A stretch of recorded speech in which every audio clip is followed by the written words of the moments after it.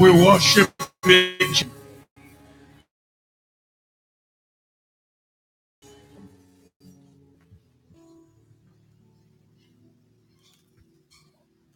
There was a day in the history of humanity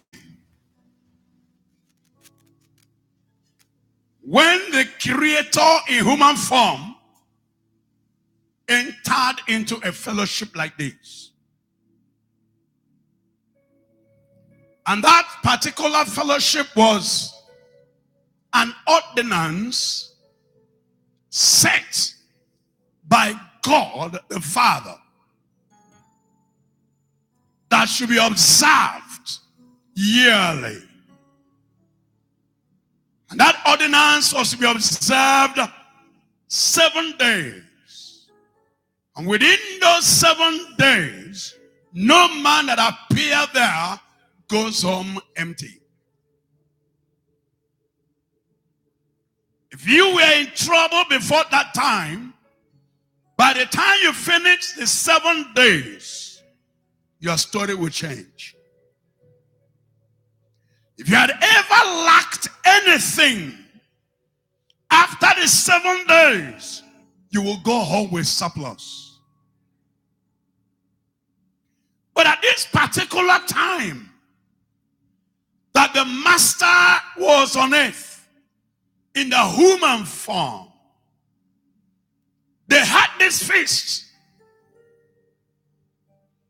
And somebody said to him, we are having a religious feast. And it is important that you go. But he didn't go by that person's pressure. He waited. Sometimes I wonder why the master delays over events. But eternity will explain to us. He waited until the last day of the event, when they had exhausted all their human knowledge of religion and ordinance, when they had fulfilled the human standard of what they thought they needed. But on that fateful day, when the master entered the hall or the temple of fellowship, he discovered the case was different. They sat family by family as the ordinance spelled out and defined. But the master suddenly, the people came expecting, and we are about living without being satisfied. The people came hopeful, but we are about going hopeless. The people came with a desire, but their desire was not touched.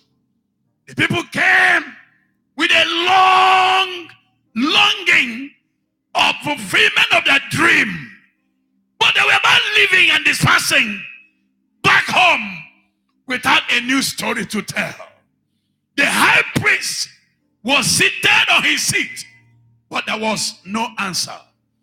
The elders were there, but there was no answer. We are there, but there was no answer. The custodians of the law were on their own special, but they could not help anyone. And the Sadducees and lawyers were there. They couldn't bail anyone out. All the people were about going back as they came. And that was an error. And that is still an error. And I believe today, nobody here will go. He knows how to feel and satisfy the longing of a man, knowing the pain where you desire and the opposite of your desire is given you. The master knows the pain a man suffers. Why do I say that? Because he encountered it.